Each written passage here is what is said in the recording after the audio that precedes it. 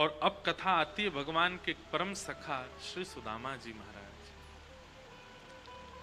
बंधुओं, श्री शुकाचार्य जी महाराज ने 3 गुण बताए हैं सुदामा जी के। सुदामा जी की कथा लगभग सबको पता है, परंतु ठाकुर जी के सखा हैं सुदामा, मित्र नहीं है। मित्र और सखा में अंतर होता है। मित्र कौन? आप श्रेष्ठ हो तो आपके संग खड़ा है, लेकिन आपके साथ कोई घटना हो जाए, आपके साथ कोई ऐसा कुछ हो जाए कि अब आप श्रेष्ठ नहीं हो, तो वो आपका त्याग करने की पूरी योग्यता रखता है, उसको मित्र कहते हैं। केवल भलाई में साथ रहे, बुराई में साथ छोड़ दे, आपसे पूछे भी ना कहां हो, कैसे हो, क्या है, उसको मित्र कहते हैं। लेकिन आपकी हर स्थिति में आपके संग रहता है छाया की तरह, उसको सखा कहते हैं। शुकाचार्य जी कहते हैं, कृष्णस्यासीत् सखा कश्चित् ब्राह्मणो ब्रह्मवित्तम विरक्त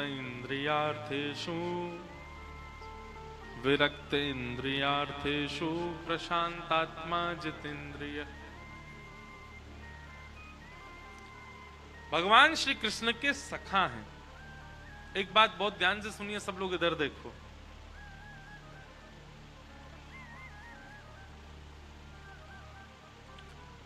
भगवान श्री कृष्ण के मित्र बहुत हैं,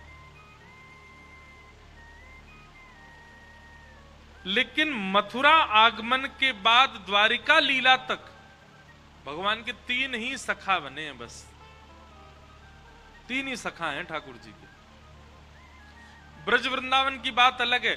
ब्रज वृंदावन वाले मधुमंगल, श्रीदामा, तनसुका, मनसुका, धनसुका, सुबल, तोष आदि, ये सब भगवान के ये सखा नहीं है, ये तो प्राण है ठाकुर जी के।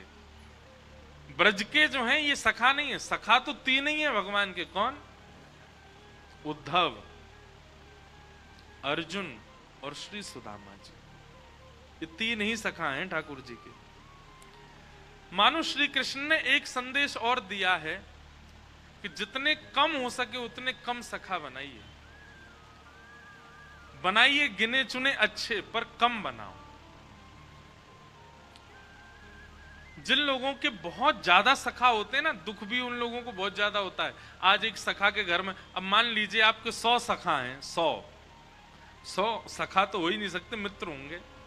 100 मित्र हैं आपके। आज किसी के घर में कुछ हो गया, उसके लिए आपको दुखी होना पड़ेगा। कल किसी घर में कुछ हो गया, फिर उसके लिए दुखी होना पड़ेगा। और एक दिन तो ऐसा भी आ सकता है, एक सखा के घर में दुख, एक के घर में खुशी, दोनों में आपको जाना पड़ेगा। और फिर भैया संसार में संबंध सबसे कठिन संबंध 2 हैं। एक तो मित्र का और एक गुरु का। ये 2 ही अच्छे से मिल नहीं पाते। ना तो श्रेष्ठ गुरु जीवन को मिल पाते हैं और ना ही श्रेष्ठ सखा मिल पाता। इसलिए इन दोनों में बहुत विचार करना चाहिए।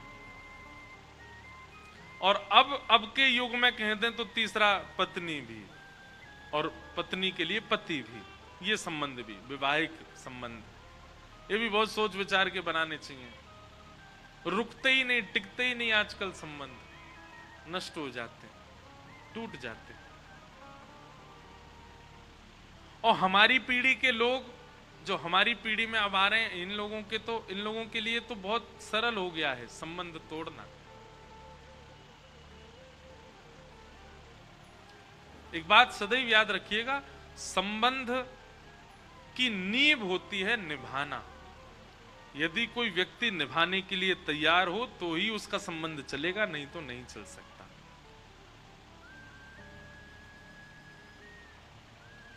हर व्यक्ति नया होता है, हर व्यक्ति के गुण स्वभाव नए होते हैं। विवाह से पहले वो अच्छा लगता है, पर अत्यंत सामीप्य होने के बाद में फिर उसके वो गुण हमको अवगुण लगने लगते हैं, और फिर उन्हीं के कारण फिर विद्रोह हो जाता है, अलग हो जाते हैं। भाई संतान जब जन्म लेती है तो संतान भी तो नई होती है।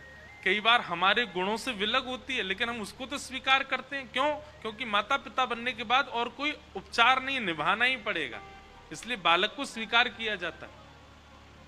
ऐसे ही निभाया जाए वैवाहिक संबंधों में भी, मैत्रिक संबंधों में भी, गुरु शिष्य संबंधों में भी।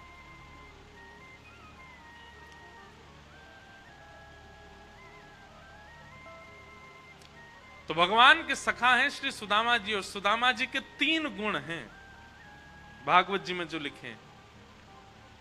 ये 3 गुण यदि कोई व्यक्ति अपने अंदर लाए तो हो सकता है कि ठाकुर जी उसको भी अपना सखा बना लें। कौन कौन से गुण? सबसे पहला गुण विरक्त इंद्रिय, दूसरा गुण प्रशांत आत्मा, तीसरा गुण जितेंद्रिय। विरक्त इंद्रिय का मतलब क्या है?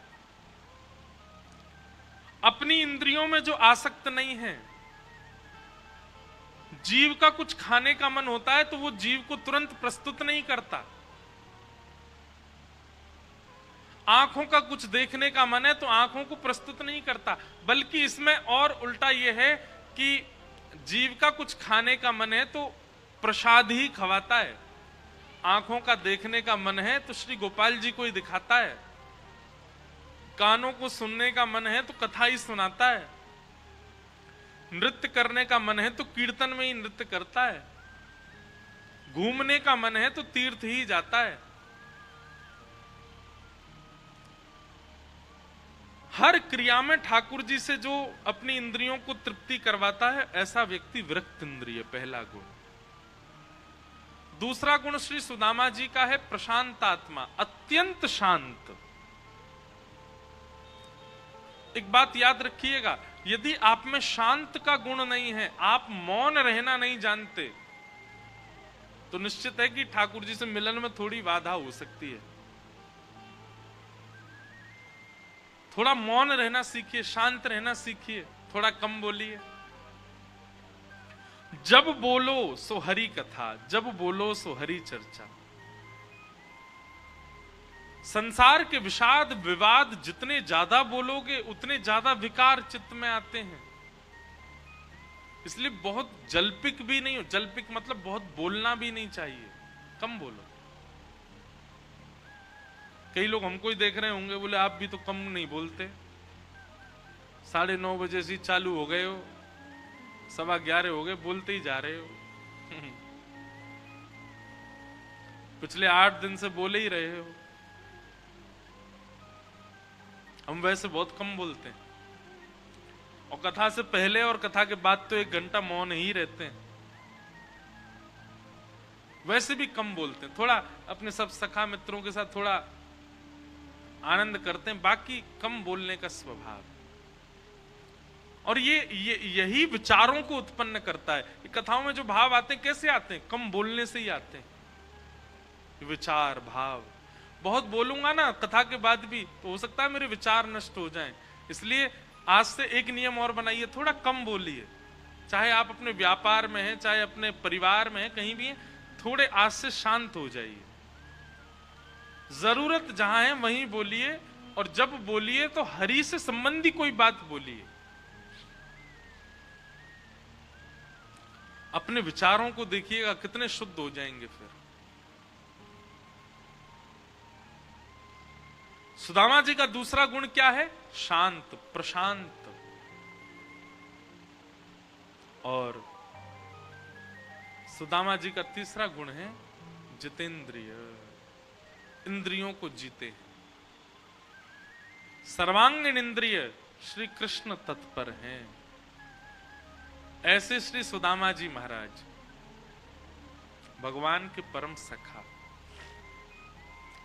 बंधुओं, भगवान श्री कृष्ण और श्री सुदामा जी सांदीपनी गुरुकुल में साथ में पढ़ते थे। एक दिन श्री दुर्वासा जी भिक्षा मांगने के लिए गुरुकुल में आए। गुरुमां ने मन में विचार किया कि दुर्वासा जी तो संत हैं, ऋषि हैं, इनको सब जगह से भिक्षा मिल ही जाएगी, यहां नहीं मिलेगी तो कहीं और से मिल जाएगी, इनको कोई मना थोड़ी कर सकता है। परंतु आज गुरुकुल में ज्यादा व्यवस्था नहीं है, थोड़ी बहुत सामग्री है, और वो सामग्री भी मैंने कृष्ण और सुदामा के लिए रखी हैं। दोनों वन में जाएंगे लकड़ी तोड़ने के लिए, कुछ पुष्प आदि लेने के लिए, तो वो जो चने हैं वो कृष्ण और सुदामा दोनों पालेंगे। अब दुर्वासा जी को यदि मैं दे देती हूं तो बालक बेचारे भूखे रहेंगे वन में, कहां फल मिलेंगे, कब खाएंगे, कैसे होगा। तो गुरु माँ ने आज दुर्वासा जी को भिक्षा देने से इनकार कर दिया और कहा महाराज जी आज तो आप कहीं और से पा लीजिए, कल हम दे देंगे। दुर्वासा जी को यह बात उचित नहीं लगी। थोड़ी दूर जाकर के दुर्वासा जी ने नेत्र बंद करके अपनी दिव्य दृष्टि से देखा तो 2 पोटलियां रखी थी, उनमें चने भरे हैं, लेकिन फिर भी गुरु माँ ने मना कर दिया। दुर्वासा जी ने श्राप दे दिया, श्राप देता हूं जिनके लिए भी माँ ने वो पोटलियां बचा के रखी हैं, जो भी उन चनों को खाएगा वो लक्ष्मीहीन हो जाएगा, उसके जीवन से लक्ष्मी चली जाएगी, भोजन पाने के लाले पड़ जाएंगे उसके लिए। एक ऋषि को देने से मना कर दिया और कमंडल से जल लेकर के छोड़ दिया दुर्वासा जी ने। दुर्वासा जी तो चले गए, पर दुर्वासा जी जहां खड़े थे वहीं एक वृक्ष के पीछे श्री सुदामा जी महाराज कुछ पुष्प तोड़ रहे थे और सुदामा जी ने वहीं बैठे बैठे यह देख लिया कि दुर्वासा जी उन चनों को शापित कर गए। सुदामा जी दौड़ करके जाके उन चनों को देखना चाहते थे कि मां किसी को दे ना दे, लेकिन तभी देखते हैं कि सामने से श्री कृष्ण ऊंची धोती पहने, सिर पर स्वाफा बांधे, गले में पटका डाले और रस्सियां लादे वन की ओर जा रहे हैं। और सुदामा जी चलो, गुरुदेव के यज्ञ के लिए समिधा लेके आनी है, वन में जाना है, वन जाकर के बढ़िया लकड़ी पुष्प आदि लेके आने, और आज तो मैया ने कुछ प्रसाद के लिए भी दिया है। तभी ठाकुर जी ने पीछे से 2 पोटलियां निकाल करके सुदामा जी को दिखाई, देखो मैया ने हमारे लिए भोजन भी रख दिया है, कुछ चने रखे, बढ़िया वन में जाएंगे, वृक्ष के ऊपर बैठ के दोनों भाई खाएंगे प्रेम से। सुदामा जी बोले यदि मैं सत्य बता दूंगा तो कन्हैया मुझे खाने नहीं देगा, स्वयं खा जाएगा, और इन पोटलियों को कहीं फेंक भी नहीं सकते, कोई और खा लेगा तो वो लक्ष्मीहीन हो जाएगा। कुछ भी हो जाए सुदामा, तेरो कन्हैया नहीं खावे इनको, बस ये विचार करियो। सुदामा जी थोड़ी दूर चल के बोले लाला एक काम कर, बाकी सब सामान तू ले ले, वो चनान की पोटली मोए दे दे, तेरो भरोसा ना है, भूखे प्यासे से बैठे हम, कहीं गिर दई तो फिर का खाएंगे वन में जाके, मैं संभाल के ले चलूंगा, ला मोए दे दे। और ठाकुर जी से दोनों पोटलियां छीन ली और अपनी कमर में बांध ली। अब सुदामा जी केवल अवसर देख रहे हैं, कब अवसर मिले और कब एक एक चना इनमें से मैं खा जाऊं, कन्हैया को नहीं मिले कहीं, मेरो लाला लक्ष्मीहीन हो ये मैं देख ना सकूं। और तभी जोर की वर्षा होने लगी। सामने एक विशाल वृक्ष था। ठाकुर जी वृक्ष पर चढ़ने में थोड़ी देरी लगाते हैं, लेकिन सुदामा जी झटपट चढ़ जाते हैं। सुदामा जी ने विशाल वृक्ष देखा, दौड़ करके गए और झटपट उसके ऊपर चढ़ गए। ठाकुर जी नीचे से धीरे धीरे चढ़ रहे थे, तभी सुदामा जी ने दोनों पोटलियां खोली और मुट्ठी में भर भर के, पूरा मुख में भर जाए इतना, ऐसे पाने लगे। ठाकुर जी ने चढ़ते चढ़ते ऊपर देखा, ऊपर देख के बोले ए सुदामा जी क्या कर रहे हो तू? अरे भैया वो अकेले तेरे काजे ना आए, बा में मेरे काजे रखे गुरु माँ ने, मैं हूं खाऊंगो। अरे नेक डट जा, नेक रुक जा, ऐसा मत करे भैया, मैं हूं आ रहा हूं ऊपर। सुदामा जी के नेत्रों से आंसू गिरते जा रहे हैं और ज्यों ज्यों चने खा रहे हैं बस मन में भाव रखते हैं, मेरे लाला सदा प्रसन्न रहे, मेरो लाला सोने की नगरी में राज करे, मेरे लाला की लक्ष्मी दासी है जाए, मेरे लाला को पूरा परिवार, पूरा कुनवा सब आनंद में रहे। हे विधाता, मेरे अधिकार के, मेरे जीवन की सब लक्ष्मी भी मेरे कन्हैया को मिल जाए। और ऐसा कहते कहते श्री सुदामा जी सारे चने खा गए। ठाकुर जी जब तक ऊपर पहुंचे, सुदामा जी के नेत्र लाल पड़ रहे थे, आंसू भर रहे, और पूरा मुंह एक बानर के भांति भरा हुआ था। भगवान बोले, सुदामा ये वास्तव में तू ही है? ए तेरे अंदर तो सबरे गुण देखे मैंने, पर ये आज पहली बार दुर्गुण देखो कि तू मेरे अधिकार के भोजन को पागो। तू को नेक दया नहीं आई, मैं सुबह से भूखा हूं, मैंने कछु पायो नहीं है। अरे इतनो ज्यादा लोभी तो तुझे ना होना चाहिए कि तू मेरे बट के चना ने खा गयो। और ठाकुर जी सुदामा जी से नाराज हो गए। सुदामा जी बार बार ठाकुर जी को पकड़ के हृदय से लगाएं, लाला तू सदा प्रसन्न रहेगो, तू सदा खुश रहियो, बस तो को कभी कोई के आगे हाथ नहीं पसारने पड़े, पूरी दुनिया तेरे आगे हाथ पसारे। अरे तू दूर हट जा सुदामा, कैसी बात कर रहे हो, मेरे बट के चनान ने खा गए और यूं कह रहा हूं मुझसे कि पूरी दुनिया। अरे लाला तू अभी ना समझेगो, बाद में तू को पता चलेगी। ठाकुर जी बहुत दिनों तक सुदामा जी से बोले नहीं। कुछ समय बाद विद्यालय पूर्ण हो गया, सब बालक अपने अपने घर को जाने लगे। ठाकुर जी मथुरा प्रस्थान कर रहे थे, सुदामा जी समीप गए, ठाकुर जी को हृदय से लगाया, लाला तू सदा प्रसन्न रहियो और खूब खुश रहियो, और मेरा आशीर्वाद है लाला, मैं ब्राह्मण हूं, तो को आशीर्वाद दे सकूं, चल मेरे चरण में प्रणाम कर। ठाकुर जी प्रणाम करे, सुदामा जी कह रहे तू सदा प्रसन्न रहे लाला, तो पे कभी कोई कमी नहीं होगी। भगवान बोले तू घूम फिर के यही बात क्यों कहे? ए सुदामा तो पे कोई और आशीर्वाद नहीं है, बस यूं ही कि तू सदा प्रसन्न रहे, तू सदा भरो भय रहे, तो पे सब कछु आ जाए। सुदामा जी कैसे बताएं अपने मन की बात? वह अंतिम मिलन था ठाकुर जी का सुदामा जी से। ठाकुर जी पहुंच गए मथुरा, और कुछ ही दिनों बाद ही सुदामा जी का आशीष फलने लगा, सोने की नगरी के राजा श्री द्वारिकाधीश बने। पूरे यदुवंश का आनंद होने लगा, किसी को कोई कमी नहीं थी महाराज। लेकिन सुदामा जी जब अपने नगर पहुंचे, पूरा परिवार उजड़ने लगा, घर से लक्ष्मी जाने लगी, माता पिता भी चले गए, भाई बंधु भी अलग हो गए, घर में धन कमाने की कोई जगह नहीं थी।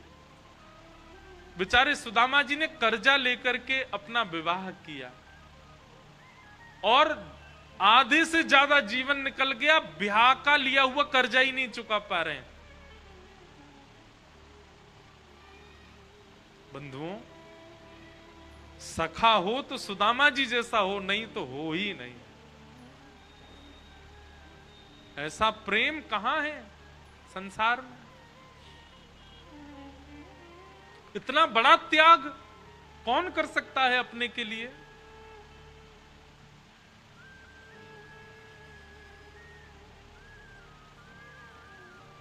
जिन वस्त्रों में सुदामा जी रोज रहते, उन्हीं वस्त्रों में विवाह करके आए हैं। छोटे छोटे बालक हुए सुदामा जी के, धीरे धीरे वे बालक बड़े हुए, कुछ लोगों ने सहायता कर दी, तो बालकों को थोड़ा पढ़ लिखने में थोड़ी सहूलियत हो गई, पर वे बालक भी 3-3 दिन तक कुछ नहीं पाते, क्योंकि घर में व्यवस्था नहीं है। पर सुदामा जी के चेहरे पर इस बात का कोई कष्ट नहीं, कोई गम नहीं, कोई पीड़ा नहीं, बल्कि सुदामा जी का नित्य नियम है, रोज अपने नगर के बाहर खड़े हो जाते हैं और तीर्थ से आने वालों से पूछते, कोई द्वारिका से आ रहा हो तो मुझसे मिलके जाए। और जैसे ही कोई कहता हम द्वारिका से आए, तो उससे पूछते द्वारिका कैसी है? सब छोड़ो, मेरो लाला कैसे? वो प्रसन्न है ना? वाकू कोई चिंता तो नहीं, वाकू कोई पीड़ा तो नहीं, मेरे लाला को छींक भी नहीं आ जाए। और जब कहते अरे महाराज उनके तो बड़े ठाट हैं, सोने की नगरी में रहते हैं, और श्री नन्हे से ठाकुर जी 16,108 विवाह हुए उनके, और ऐसा कहते हैं उनकी बड़ी पत्नी जो रुक्मणी है साक्षात लक्ष्मी है। सुदामा जी बस इसी से प्रसन्न हो जाते हैं, बस मेरो लाला प्रसन्न रहे। ऐसे त्यागी महापुरुष हैं श्री सुदामा जी, जिन्होंने ठाकुर जी के लिए सब त्याग दिया।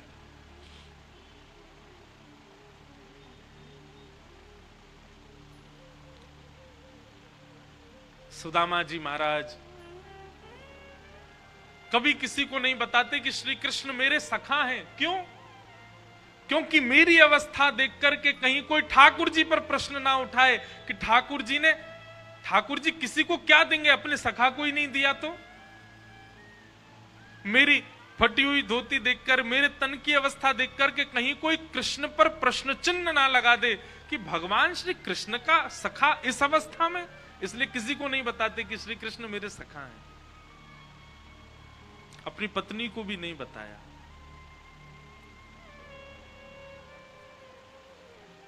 एक दिन एक भिक्षुक द्वार पर आया और द्वार पर आकर के सुदामा जी की पत्नी जी से कहने लगा, अरे देवी भिक्षाम देही, कुछ भिक्षा दे दो। सुदामा जी की पत्नी आई और आकर के बोली, महाराज क्षमा करें, आप गलत पते पर आ गए। हम तो कभी कभी खुद भिक्षा मांग करके पाने वाले लोग आपको कैसे भिक्षा प्रदान करें। वो भिक्षुक जोर से हंसने लगा, कैसी बात कर रही हो, भिक्षा नहीं देनी तो ऐसी मना कर दो, ये इस प्रकार की चिकनी चुपड़ी बातें क्यों कर रही हो। सुदामा जी की पत्नी सुशीला बोली, मैं कुछ बना नहीं रही हूं, मैं सत्य बता रही हूं, हमारे घर में व्यवस्था नहीं है, ऐसा हो ही नहीं सकता। भिक्षुक बोला, आपके पतिदेव द्वारिकाधीश श्री कृष्ण के मित्र हैं, उनके अनन्य सखा हैं, और द्वारिकाधीश के सखा होने के बाद भी कुछ नहीं है। अरे नहीं देना तो ऐसे मना कर दो, अपने आप को भिक्षुक क्यों बता रही हो आप। सुशीला हंसने लगी, बोले आपको किसी ने गलत जानकारी दी, द्वारिकाधीश जी से तो हमारा दूर दूर तक कोई संबंध नहीं है, और यदि संबंध होता भी तो हमारी ऐसी अवस्था थोड़ी होती। भिक्षुक बोला, मुझे लगता है निश्चित आपके पति ने आपसे बात छुपाई है, और नहीं विश्वास होता तो जब आपके पतिदेव कोई साधना की क्रिया कर रहे हों, जिस समय वो भयंकर ध्यान में बैठे हों, उस समय केवल इतना कह दीजिएगा, द्वारिकाधीश आपके कौन लगते हैं। अगर वो सुन के घबरा जाएं तो समझ जाना आपसे छुपाया है उन्होंने।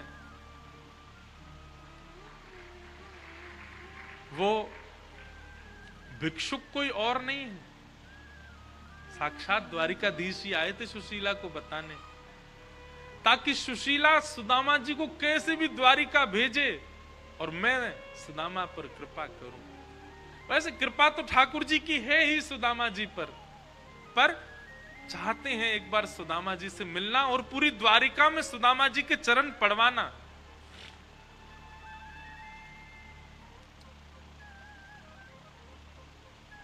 पूरे दिन में एक वह काल आया जिस समय सुदामा जी साधना में बैठे थे। उस समय सुशीला कुछ भी कहे, सुदामा जी का ध्यान कभी नहीं टूटता, लेकिन आज सुशीला ने अचानक कहा, सुनिए, द्वारिकाधीश आपके कौन लगते हैं। और यह सुनते ही सुदामा जी के नेत्र खुल गए और जीव लड़खड़ाने लगी, कुछ का कुछ बोलने लगे, नहीं कुछ नहीं, हमारे ठाकुर जी लगते हैं द्वारिकाधीश, और कौन लगेंगे। बोले, आप इतने घबरा गए, आपकी साधना तो कभी टूटती नहीं, चाहे बालक कितना भी हल्ला करे, मैं कुछ भी कहती रहूं, आज कैसे आपके नेत्र खुल गए। आपको मेरी सौगंध है, सत्य बताइए, द्वारिकाधीश से आपका क्या संबंध है। सुदामा जी के नेत्र सजल हो गए। क्या बताऊं सुशीला, सखा बताऊं या प्राण बताऊं।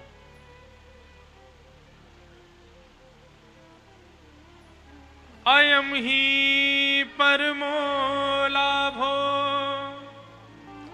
उत्तम श्लोक दर्शनम।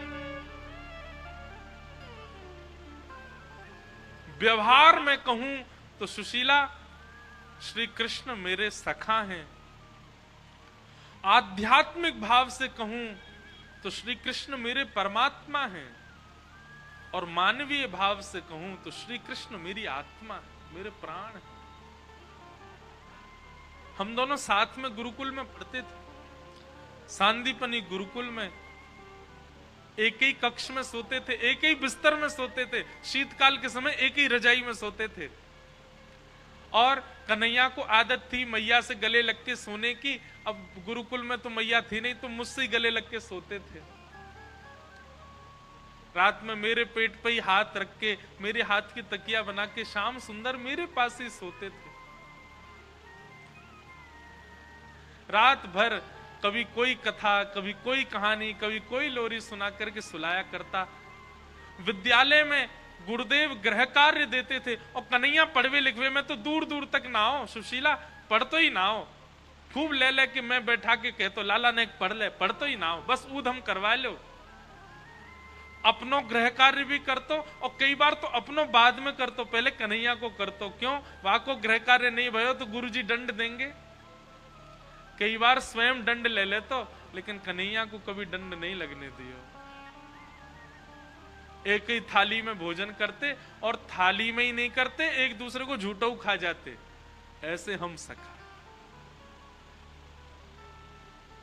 सुशीला जी बोली तो फिर आज ये स्थिति क्यों है? एक ही गुरु के आप शिष्य हैं, इतने अनन्य सखा एक दूसरे के हैं, तो फिर एक द्वारिका का राजा और एक झोपड़ी में रहने वाला क्यों है? सुदामा जी मुंह छुपाने लगे, मुझे नहीं पता देवी, ये मेरा प्रारब्ध है, शायद मेरे पूर्व जन्म के कुछ कर्म होंगे। और तुमको पीड़ा होती होगी, बालकों को पीड़ा होती होगी, लोगों को मैं निर्धन लगता हूं, पर मुझे बिल्कुल अप्रसन्नता नहीं, मैं बहुत प्रसन्न हूं अपने जीवन से। अरे देवी, ये 4 दिन भोजन ना मिलना, इसको तुम दुर्भाग्य मत मानो। ऐसा शास्त्र कहते हैं महीना में एक दिन आने वाली एकादशी पर जब व्यक्ति व्रत करता है तो उस दिन ठाकुर जी उसको देखते हैं। लोगों की 1 या 2 एकादशी होती हैं, मेरी और तेरी तो महीना भर में 15-15 एकादशी हो जाती हैं। 15-15 दिन ठाकुर जी हम पर दृष्टि रखते होंगे। सुशीला बैठे बैठे सुनती रही और अंत में सुशीला ने थोड़ा अपना ढंग बदला, सुदामा जी के पास गई और बोली क्षमा करें, मुझे ये करना पड़ेगा। और सुदामा जी का हाथ उठा करके अपने सिर पर रख के कहा, तुम्हें मेरी सौगंध है, आप द्वारिकाधीश से मिलने जाइए। सुदामा जी बोले देवी उसकी आवश्यकता नहीं है, मैं नित्य ही अपने चित्त में ठाकुर जी का दर्शन करता हूं, मिलने की आवश्यकता क्यों? और मेरी दीन अवस्था, मेरी अवस्था, मेरे ये शरीर को देख के, मेरे फटे हुए वस्त्र देख के कहीं कन्हैया को ये नहीं लगे, और कन्हैया को तो नहीं लगेगा, पर द्वारिका में इतनी सारी पत्नियां, उनकी सबको ये नहीं लगे कोई गरीब है, कुछ मांगने आया है, मुझे इस प्रकार बहुत संकोच होता है, मैं नहीं जाऊंगा।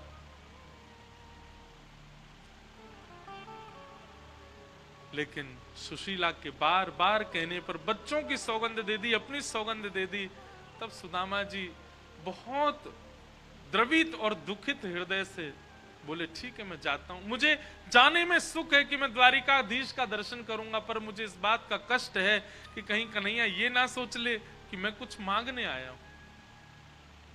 देवी, पुत्री के घर, वैद्य के घर, गुरु के घर खाली हाथ नहीं जाते, मित्र के घर खाली हाथ नहीं जाते, कुछ लाओ ना। सुशीला जी गई, 4 घर से अलग अलग चावल लेकर के आई। एक ही घर से ला सकती थी, पर जानबूझ के 4 घर से लाई ताकि कृष्ण को पता चले कि एक अन्न का दाना भी सुदामा के घर का नहीं है। और एक पोटली बना करके सुदामा जी को दे दी। सुदामा जी जा रहे हैं। घनश्याम तुम्हें ढूंढने जाए कहाँ कहाँ, घनश्याम तुम्हें ढूंढने जाए कहाँ कहाँ, घनश्याम तुम्हें ढूंढने जाए कहाँ कहाँ,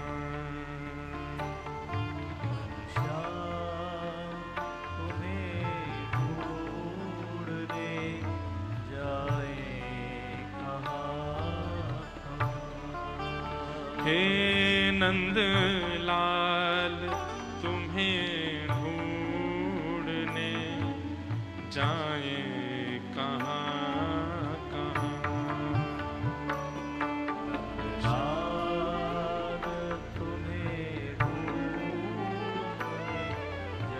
सब लोग नेत्र बंद करके गाओ। अपने विरह की याद दिलाए कहाँ कहाँ, अपने विरह की याद दिलाए कहाँ कहाँ, अपने विरह की याद दिलाए कहाँ कहाँ, अपने विरह की याद दिलाए कहाँ कहाँ, घनश्याम तुम्हें ढूंढने जाए कहाँ कहाँ, ढूंढने जाए कहाँ कहाँ, घनश्याम तुम्हें ढूंढने जाए कहाँ, हे बुझाए कहाँ कहाँ, बुझाए कहाँ, हाँ दिखाए कहाँ कहाँ, बुझाए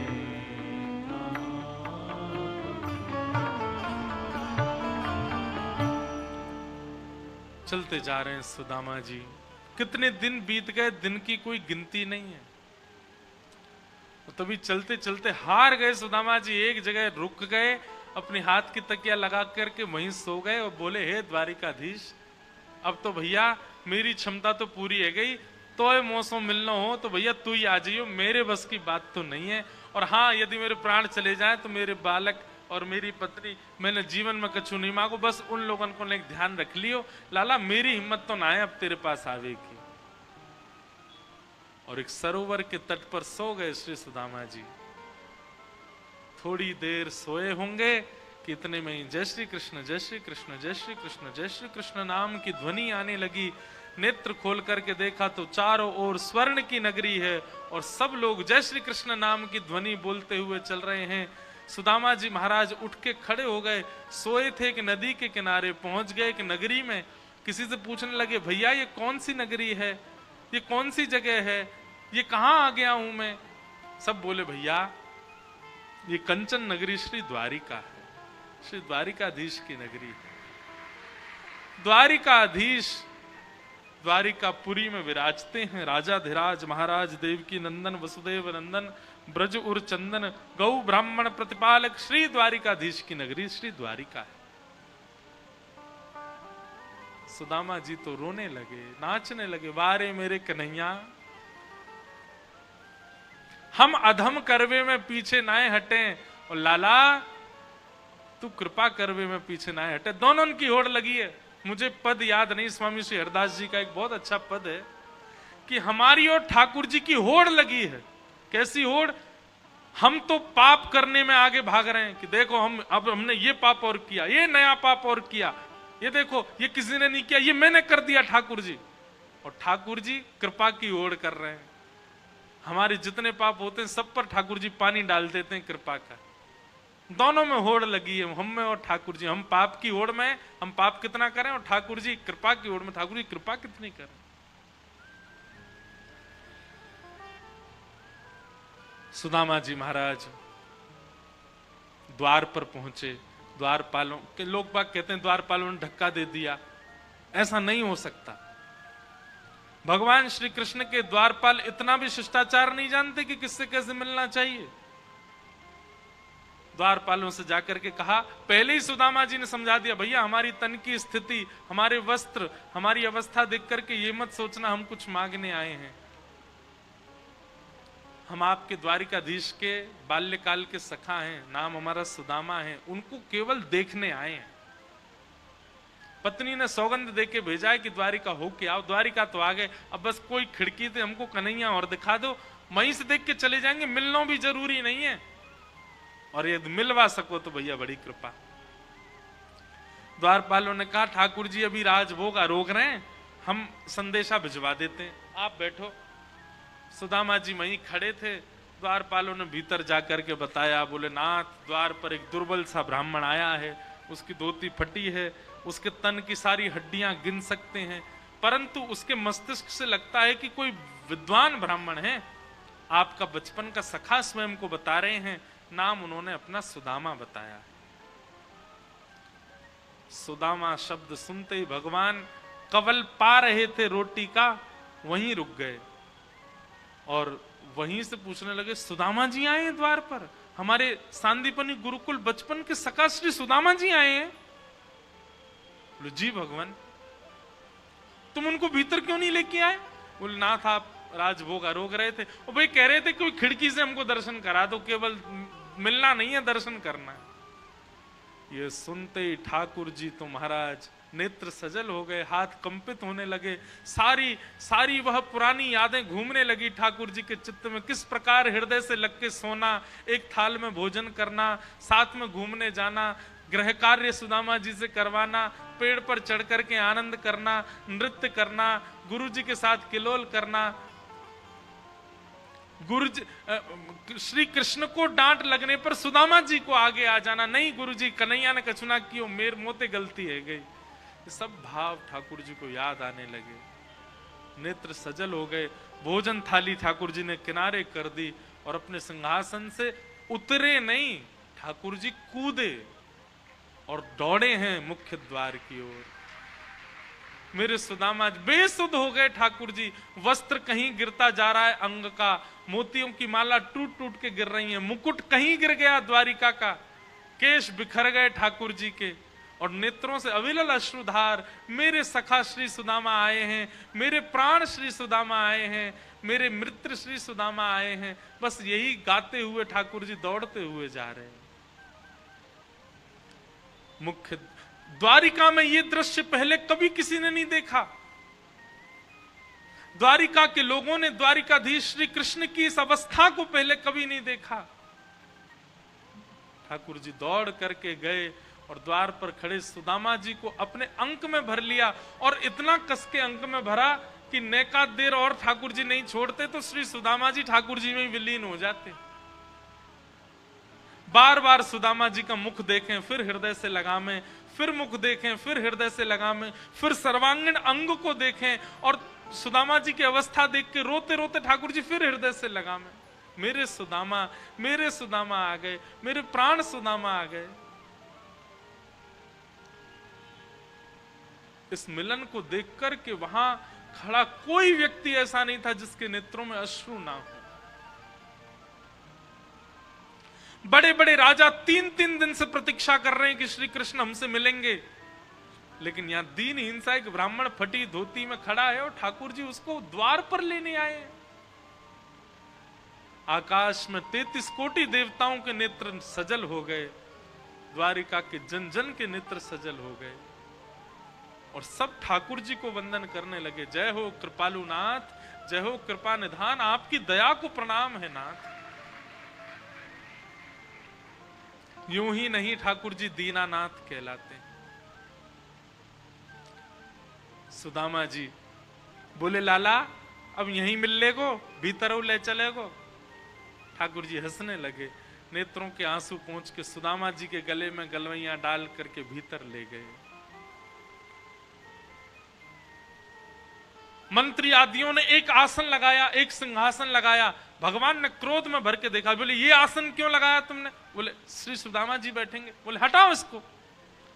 आसन हटाया और द्वारिका के जिस राज सिंहासन पर स्वयं ठाकुर जी बैठते हैं उस पर सुदामा जी को बिठाया, और वहां बिठा करके सुदामा जी बहुत कांप रहे हैं, वो बार बार कह रहे हैं लाला तू इतना मत करे, मैं इन सबको अधिकारी नहीं हूं, मैं इतना योग्य नहीं हूं लाला। ठाकुर जी ने हाथ पकड़ के बैठा दिया सुदामा जी को, बोले आपका अधिकार क्या है ये मुझसे अच्छा कोई नहीं जानता, इसलिए शांत बैठे रहिए, सब जानता हूं मैं आपका अधिकार क्या है। रुक्मणी जी को इशारा किया, देख क्या रही हो, जल्दी परात लेके आओ, ब्राह्मण देवता हमारे घर आए हैं, इनके पाद प्रक्षालन करें, चरण धोएंगे, पूरी द्वारिका में छिड़काव करेंगे, हमारी द्वारिका पवित्र हो जाएगी। सुदामा जी रोने लगे, बोले लाला ये सब मत करे। ठाकुर जी बोले अब आप बिल्कुल शांत मौन हो जाओ, सौगंध है मेरी, कुछ बोलना नहीं एक शब्द भी। सुदामा जी मौन हो गए। ठाकुर जी ने चरण उठा करके जैसे ही परात पर रखे, चरण देखते ही ठाकुर जी को इतनी दया उमड़ी, इतनी करुणा आई। सुदामा जी के चरणों में फोड़े हैं, सुदामा जी चरणों से रक्त निकल रहा है, सुदामा जी के चरणों में कांटे लगे हैं, फटे हुए हैं चरण सारे, जीवन में कभी पादुका नहीं पहनी सुदामा जी।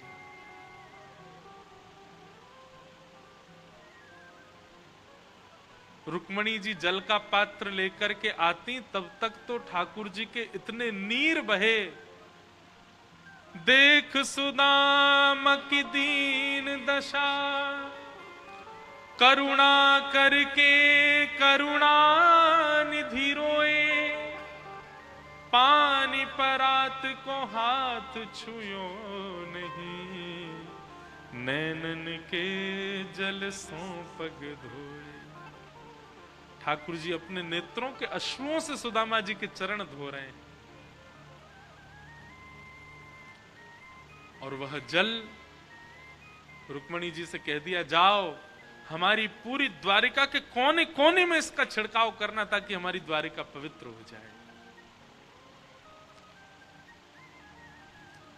सुदामा जी ने सिंहासन से उतर करके ठाकुर जी को हृदय से लगा लिया। लाला सांची कहूं मुकु कभी ऐसा नहीं लगो कि मेरो लाला दूर, पर कभी एक आध बार पूरे जीवन में एक बार ऐसा मन में भाव आयो कि कहीं लाला मोह भूल तो ना गयो, पर तेरो ये प्रेम देख करके लाला मुकु आज विश्वास है गयो कि मेरो लाला भूले ना है। एक बार जाग से प्रेम कर ले, एक बार जाकू अपना ले, सदा जीवन भर वाकू याद रखे। इस प्रकार श्री सुदामा जी का ठाकुर जी से प्रेम मिलन हुआ।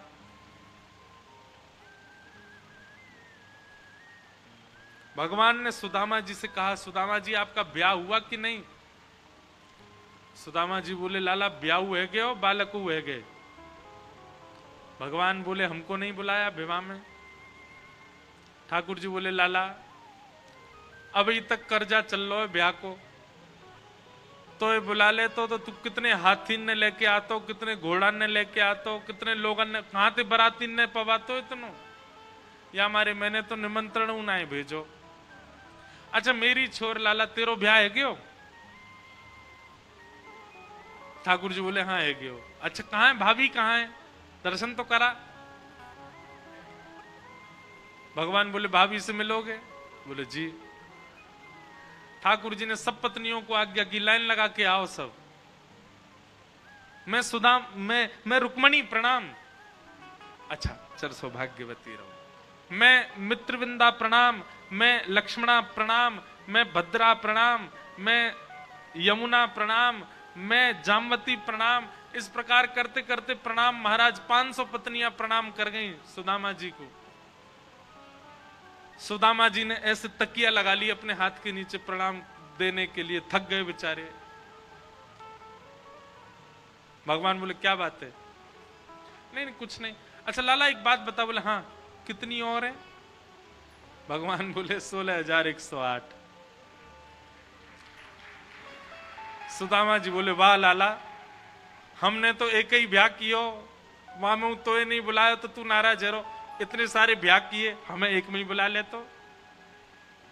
ठाकुर जी बोले इनमें से कई ब्याहों में तो मैं भी नहीं गया था, बिना मेरे ही ब्याह हो गया।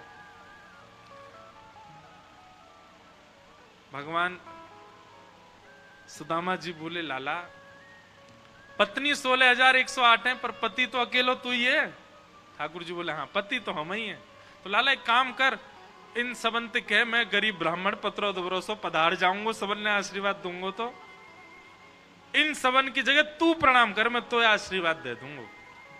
और महाराज द्वारिकाधीश राजाधिराज महाराज त्रिलोकी नाथ सुदामा जी के चरणों में साष्टांग प्रणाम कर रहे हैं और सुदामा जी दोनों भुजाओं से द्वारिकाधीश को आशीर्वाद दे रहे हैं। यह दृश्य उस समय पूरे ब्रह्मांड ने देखा और सब ने पुष्प वर्षा करके सुदामा जी की जय जयकार करी।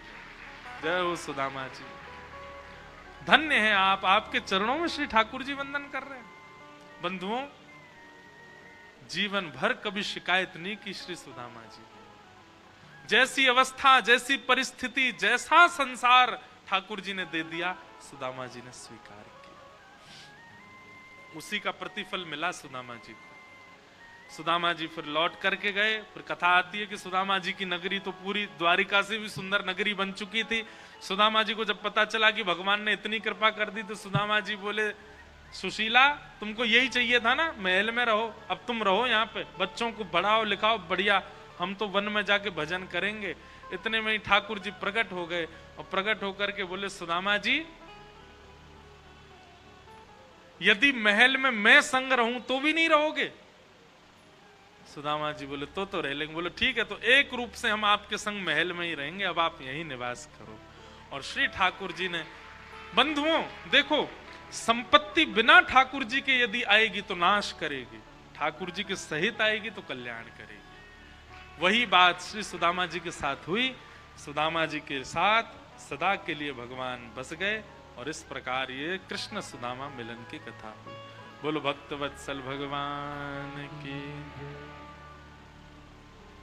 ऐसे हमारे श्री ठाकुर जी हैं, ऐसा उनका स्वभाव है, ऐसा उनका व्यवहार है। ऐसे ठाकुर जी को हम बारंबार वंदन करते हैं, प्रणाम करते हैं। अब हम कथा क्रम थोड़ा जल्दी करें और विश्राम करें। फिर आगे बंधुओं, यदुवंशियों को भगवान बहुत समझाते थे कि भाई तुम लोग मेरे परिवार के हो, मेरे पुत्र आदि हो, इसका गलत फायदा मत उठाया करो। भगवान के बालक हो, भगवान के परिवार के हो, तो इसका मतलब यह कि कहीं भी मुंह उठा के चले जाओगे, और कम से कम संतों का अपमान तो मत किया करो। लेकिन कोई भी बात भगवान की ध्यान से सुनता नहीं था, और इसी का कारण बना कि भगवान के पुत्रों ने जाकर के संतों का अपमान किया। संतों ने यदुवंशियों को नाश करने वाले एक लोह पिंड का जन्म शांब के गर्भ से होगा, ऐसा श्राप दे दिया। भगवान के पुत्र शांब को साड़ी पहना के ले गए थे और संतों से पूछ रहे थे, नई बहू आई है, बताओ इसके गर्भ से लाला होगा कि लाली? संतों ने दिव्य दृष्टि से देखा और कहा, इसके गर्भ से लोह पिंड होगा, तुम्हारा पूरा यदुवंश नाश करेगा वो। हम संतों की परीक्षा लेते हो? भगवान के पुत्र को साड़ी पहना करके ले आए हो यहां पर। बालक सब घबरा गए। उन्होंने जैसी साड़ी हटा करके देखा तो एक लोहे का पिंड रखा था, उसको घिस करके समुद्र में फिकवा दिया। तब भी यही सोचा, संत तो ऐसे ही बोलते हैं, कुछ नहीं होता। वही एरका नाम की घास बन गया, विषैली घास। एक दिन यदुवंशियों में आपस में किसी बात पर विवाद हुआ, लड़ते झगड़ते सब समुद्र के किनारे पहुंच गए। एक दूसरे पर वह घास उठा उठा के मारने लगे और देखते ही देखते संपूर्ण यदुवंश का नाश हुआ। भगवान के बड़े भैया श्री बलराम जी महाराज ने आज्ञा ली और क्षीर सागर में प्रवेश कर गए। ठाकुर सी प्रभास क्षेत्र में बैठ करके उद्धव को ज्ञान उपदेश किया, और वह ज्ञान उपदेश करने के बाद भगवान कहने लगे, उद्धव अब मैं अपनी लीला पूरी कर रहा हूं। एक भेलिया ने बाण मार दिया था चरणों में। भगवान को लेने के लिए जो विमान आया, भगवान ने उस विमान में उस भेलिया को बैठा करके भेज दिया। और ठाकुर जी बोले, सब मेरी इच्छा से होता है और कुछ नहीं है।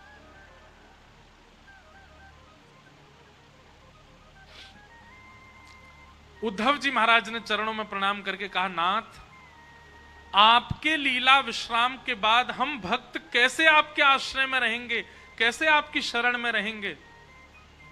तब भगवान एक दिव्य ज्योति के रूप में परिणत हो गए। 7 बार आकाश में भ्रमण करते हुए तिरोधाय प्रविष्टोयम श्रीमद् भागवतार्णवम, ठाकुर जी भागवत में विराजमान हो गए और उद्धव को आज्ञा कर दी, इस कलिकाल में मेरा आश्रय यदि चाहिए, मेरा अनुभव यदि करना हो तो श्रीमद् भागवत जी की कथा श्रवण करना, यही मेरा स्वरूप है। बंधुओं, यहाँ गाए गए प्रत्येक श्लोक, यहाँ कही गई हर बात श्री कृष्ण ही है।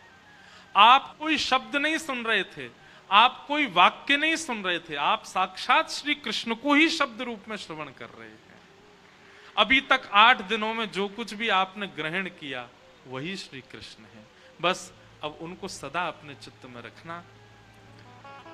परीक्षित जी महाराज को 7 दिन में मरने का श्राप लगा था। आज 7वां दिन, तक्षक सर्प ने आकर के उनको डस दिया। उनका शरीर तो जल करके भस्म हो गया, पर उनकी दिव्य आत्मा जो थी वो वैष्णव रूप धारण करके विमान में विराजमान होकर के तीनों लोकों को दर्शन देते हुए भगवत धाम को प्रस्थान कर गए। बोलो भागवत महापुराण की।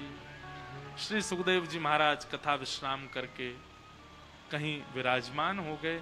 श्री सुखदेव जी को हम बारंबार प्रणाम करते हैं। इस प्रकार भागवत जी का विश्राम हुआ।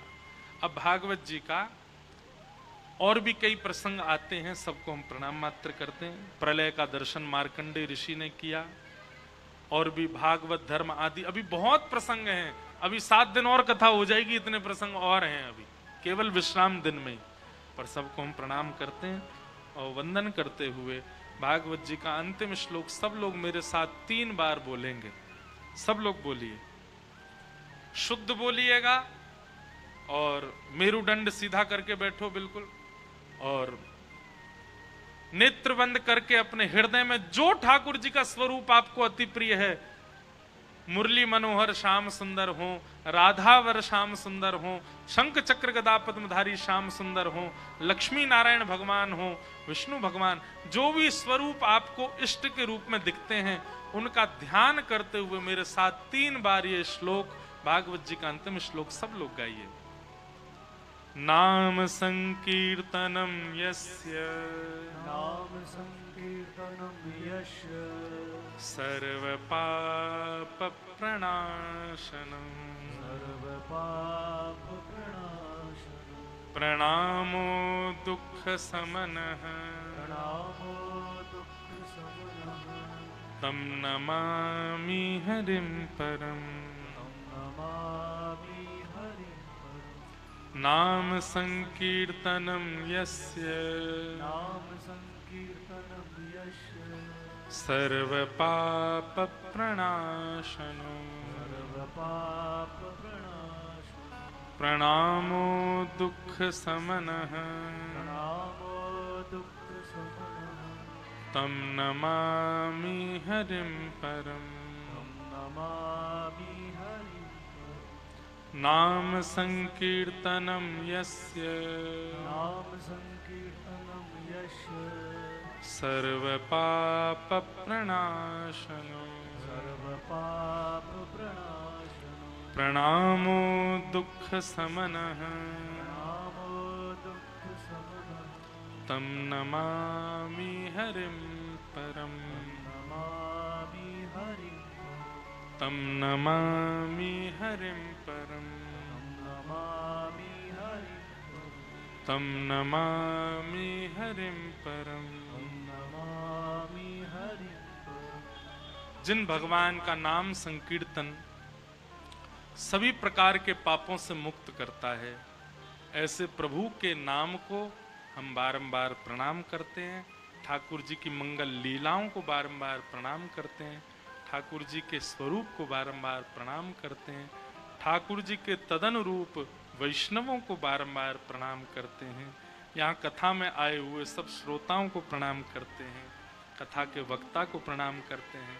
कथा में आए हुए ब्राह्मण देवता, गंधर्व जन एवं जितनी भी दिव्य आत्माएं यहाँ पर अवस्थित हैं, हम सबको वंदन करते हैं, प्रणाम करते हैं और ठाकुर जी से प्रार्थना करते हैं, नाथ हम जीवन में श्रेष्ठ बने ना बने, हम जीवन में कुछ हासिल करें ना करें, पर हमारा स्वभाव, हमारा चरित्र, हमारी मति सदा वैसी बने जिससे आप हमसे रीझे रहो। बस यही हमारी प्रार्थना है, यही हमारी कामना है, यही हमारा वंदन है। प्रेम और भाव से आज के मंगल भाव को और इस भागवत कथा को हम विश्राम देते हैं।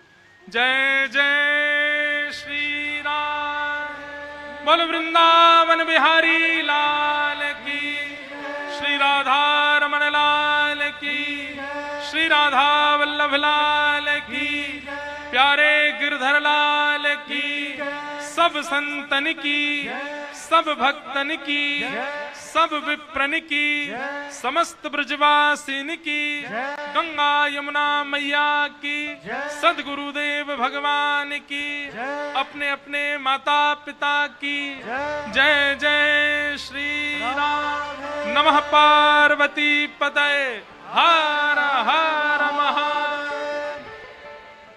सबको हम प्रणाम करते हैं जिन्होंने भी इस कथा में अपनी अपनी भूमिका और सेवा निभाई।